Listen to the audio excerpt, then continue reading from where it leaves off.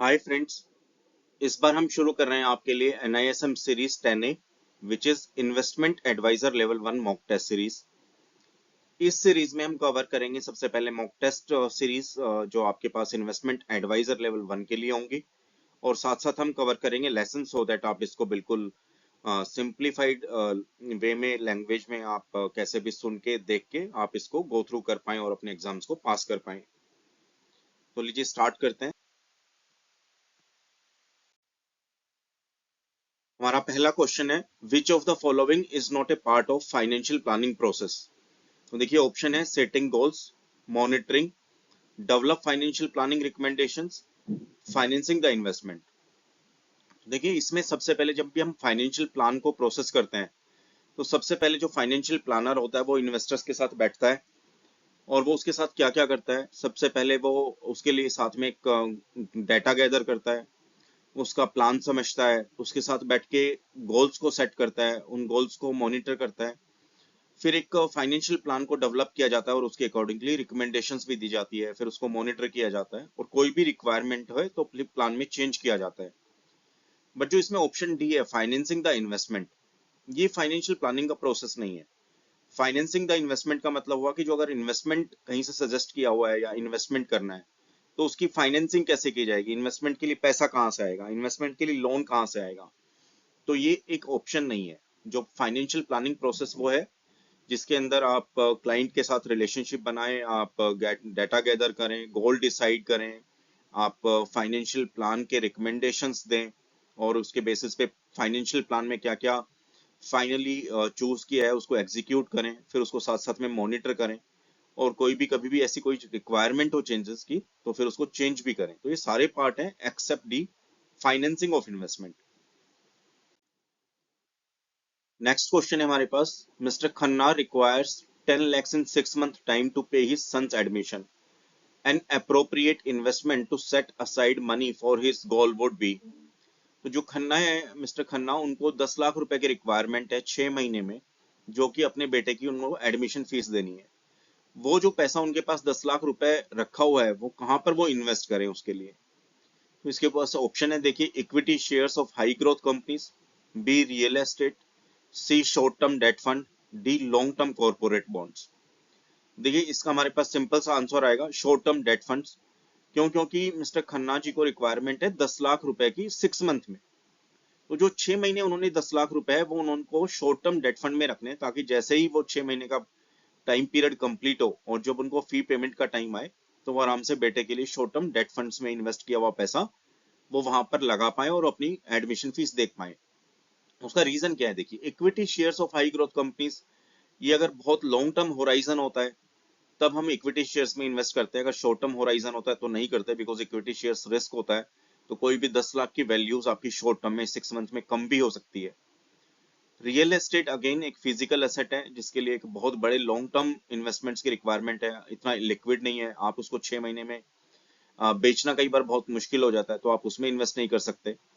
सी short term debt fund, short term debt fund में आप पैसा डालने के बाद 6 मंथ में निकाल सकते हैं और वहां पर आप लिटिल बिट एफडी से थोड़ा सा बेटर रिटर्न एक्सपेक्ट कर सकते हैं।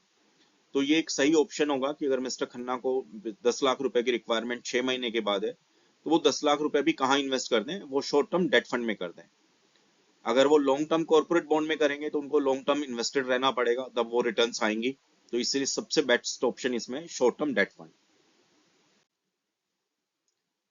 नेक्स्ट क्वेश्चन है हमारा, an ordinary annuity is received at a middle of the period, start of the period, end of the period, at any point of the period. इसका answer है C is end of the period. तो देखिए दो annuity होती है, दो तरह की एन्युटी होती है। एक होता है ऑर्डिनरी एन्युटी और एक होता है एन्युटी ड्यू। जो ऑर्डिनरी एन्युटी होती है वो होता है कि कोई भी जो उसकी पेमेंट आएगी एन्युटी की वो एंड ऑफ द पीरियड पर आएगी, और जो एन्युटी ड्यू होती है वो एक तरह से वो एडवांस में आती है। अब देखिए अगर आप फॉर एग्जांपल इसको अगर आप समझते हैं तो an ordinary annuity is a series of regular payment made at the end of each period such as month और क्वार्टर, जबकि in an annuity due payments are made at the beginning of each period.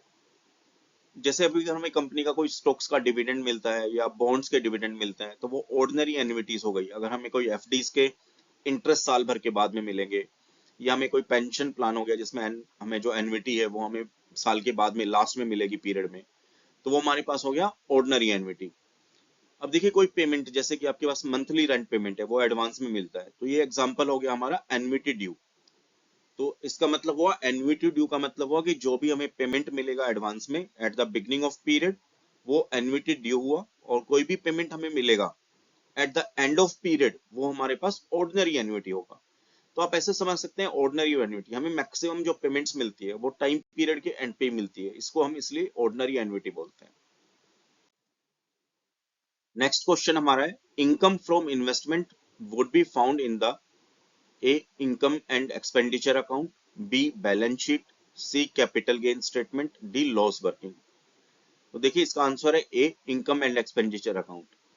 जो भी हमारी income from investment है, जो हमने investment की हुई है उसकी इनकम कहां पर आएगी, तो हमारा इसका सिंपल सा आंसर होगा इनकम एंड एक्सपेंडिचर अकाउंट में हम इसको काउंट करेंगे। बिकॉज इस एक्सपेंडिचर एंड इनकम अकाउंट के अंदर हम एक साइड जो हमारी इनकम हुई वो काउंट करते हैं और दूसरी साइड हमारे जो एक्सपेंस हुए वो काउंट करते हैं। तो इसलिए इनकम फ्रॉम इन्वेस्टमेंट है वो हमारा इनकम एंड एक्सपेंडिचर अकाउंट में आएगा। Mutual funds are found in the balance sheet as A capital, B liabilities, C investment, D fixed assets. तो इसका आंसर है सी इन्वेस्टमेंट।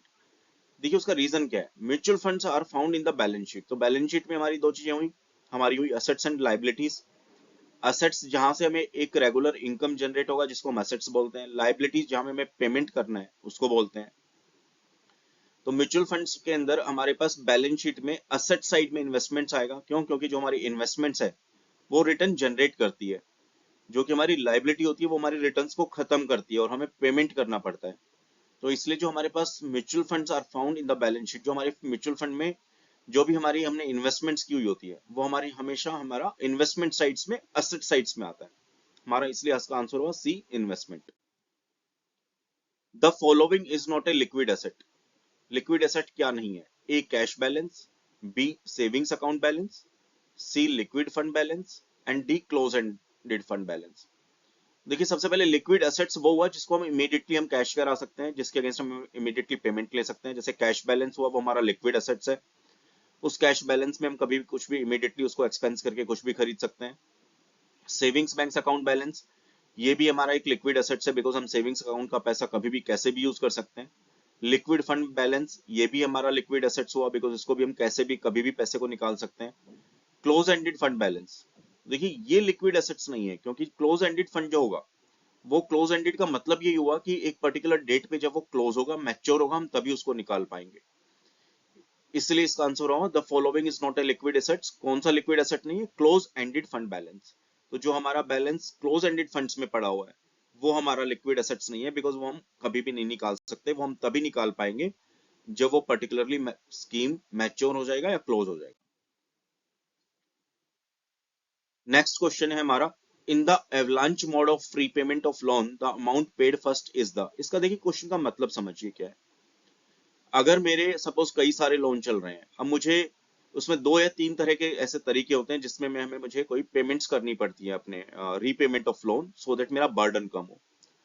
तो एवलांच मोड में क्या होता है, तो इसमें देखिए ऑप्शन है हमारे पास loan with the highest amount, loan with the lowest amount, loan with the highest interest rate, D loan with the lowest interest rate. तो एवलांच मोड, एवलांच देखिए एक तरह से मतलब ही क्या हुआ, एवलांच में आता है मतलब एक तरह का बहुत बड़ा तूफान। अब यहाँ पे तूफान क्या होता है हमारी डेली लाइफ में, हाईएस्ट इंटरेस्ट रेट, कि हमारे पास कुछ ऐसे लोन जिसमें बहुत ज्यादा इंटरेस्ट रेट हम दे रहे हैं, with the highest interest rate वही हमारे पास सबसे ज्यादा बर्डन हम पर डालते हैं, और उसी की वजह से हम सबसे ज्यादा एक मेंटल प्रॉब्लम में होते हैं कि हम लोगों को इतना पेमेंट करना है और बहुत ज्यादा रेट के ऊपर लोन चल रहा है। तो एवलांच का मतलब क्या हुआ कि अगर आपके पास कहीं से कोई एक्स्ट्रा पैसा आ गया, आपके पास कोई इनकम आ गई, तो आप सबसे पहले अपने पास जो भी हाईएस्ट इंटरेस्ट रेट का लोन है सबसे पहले आप उसको खत्म करिए, ताकि आपका मेन बर्डन सबसे ज्यादा खत्म हो। इसलिए इसका आंसर होगा C, loan with the highest rate of interest.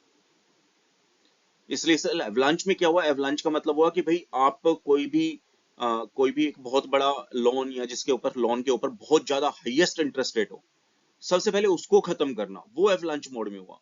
अगर आपके पास कहीं से 5-10 लाख का पेमेंट आया और आपके पास कोई लोन है 5 लाख रुपए का जिसके ऊपर हाईएस्ट रेट ऑफ इंटरेस्ट है, सबसे पहले आप उसको खत्म करिए ताकि आपका मेन बर्डन खत्म हो। उसी को बोलते हैं एवलांच, कि अचानक से आपके पास आपने अपना बहुत बड़ा बर्डन खत्म किया।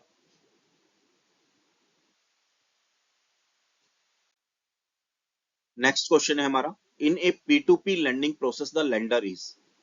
तो देखिए P2P का मतलब ही बहुत सिंपल हुआ, पर्सन टू पर्सन। तो इसमें जो लोन लेने वाला है वो भी पर्सन है और जो लोन देने वाला है वो भी पर्सन है। तो इसमें इसके ऑप्शंस हुए हमारे, इन ए P2P lending process the lender is a bank, a financial institution, an individual, A fund. तो इसका आंसर हुआ सी, एन इंडिविजुअल। P2P लेंडिंग में वही होता है, जब एक इंडिविजुअल दूसरे को लोन देता है उसको हम बोलते हैं P2P lending, person to person lending.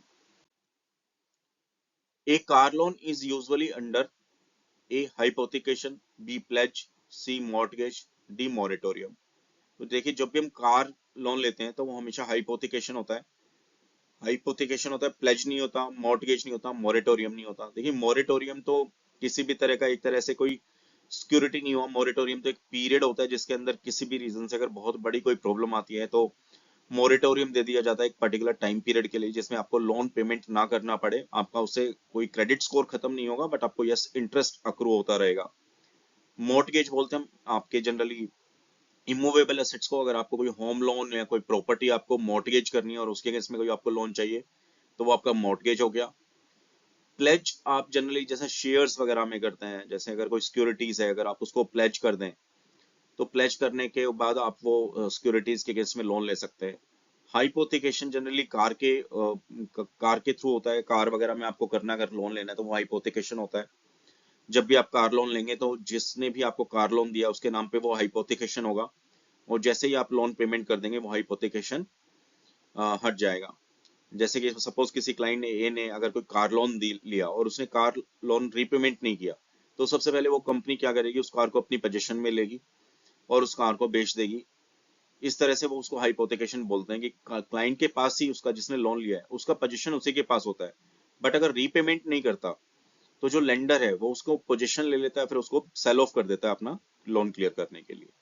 तो जो कार लोन होता है वो हाइपोथिकेशन में यूज किया जाता है। जनरली प्लेज जो है शेयर सिक्योरिटीज में यूज किया जाता है। मॉर्टगेज जनरली प्रॉपर्टीज वगैरह के लिए मॉर्टगेज किया जाता है, तब उसके अगेंस्ट में लोन मिलता है। मोरेटोरियम कोई प्रोसेस नहीं है लोन का, बट एक टाइम पीरियड है जिसमें अगर कोई बहुत बड़ी प्रॉब्लम हो, जैसे लास्ट टाइम कोविड का प्रॉब्लम हुआ था तो आरबीआई ने फाइनेंशियल इंस्टीट्यूशन को बोला था मोरेटोरियम के लिए। उस मोरेटोरियम पीरियड में आपका अगर कोई पेमेंट नहीं करते हैं आप अपने लोन का तो आपका कोई क्रेडिट स्कोर हिट नहीं होता है, बट यस आपको इंटरेस्ट तो डेफिनेटली अक्रू होता रहता है और उसका पेमेंट भी करना पड़ता है। नेक्स्ट क्वेश्चन है हमारे पास, which of the following is an unsecured loan? Home loan, car loan, gold loan और पर्सनल लोन। तो देखिए अनसिक्योर्ड लोन वो हुआ जिसके अगेंस्ट में कोई भी सिक्योरिटी नहीं रखी जाती। तो अगर होम लोन लेंगे तो उसमें होम जो हमारा होम है, प्रॉपर्टी है, उसको मॉर्टगेज कर लिया जाता है, तो उसमें सिक्योरिटी हमारा अपना होम हो गया, अपना हाउस हो गया। कार लोन में कार हाइपोथेकेट कर ली जाती है तो उसमें कार सिक्योरिटी हो गई। गोल्ड लोन में गोल्ड को सिक्योरिटी के फॉर्म में लिया जाता है। पर्सनल लोन ही एक अनसिक्योर्ड लोन है जिसके अगेंस्ट में कोई भी किसी भी तरह की सिक्योरिटी नहीं ली जाती। तो अगर कोई पेमेंट नहीं करता है तो वो सिक्योरिटी कोई भी नहीं है जिससे वो कवर कर सके। वो उस क्लाइंट को से ही रिकवर करना पड़ता है, चाहे वो रिक्वेस्ट पे करें चाहे फिर वो अगर पेमेंट नहीं कर रहा है तो उसको कोई ऑफिशियली और लीगल पर्पज से आप उसको कवर करें। तो इसका हमारा आंसर हुआ D, personal loan is a unsecured loan. तो फर्स्ट चैप्टर में फर्स्ट पार्ट में यहीं तक। Thank you very much. इस सीरीज के लिए आपको बिल्कुल परफेक्ट बनाने के लिए, आपकी पूरी तैयारी करने के लिए बहुत सारा मटेरियल साइमल्टेनियसली आता रहेगा जो कि मॉक टेस्ट सीरीज की फॉर्म में होगा, और साथ साथ आपके पास इनके स्टडीज के लिए आपके पास लेसन्स भी आएंगे। बट ये बहुत बड़ा लेंदी प्रोग्राम है, इसलिए आपको इसमें थोड़ा पेशेंस रखना पड़ेगा। बट अगर ये आपको वीडियो पसंद आई हो तो प्लीज इसको लाइक और सब्सक्राइब करना मत भूलिएगा। Thank you very much for your support and have a nice day. Thank you very much.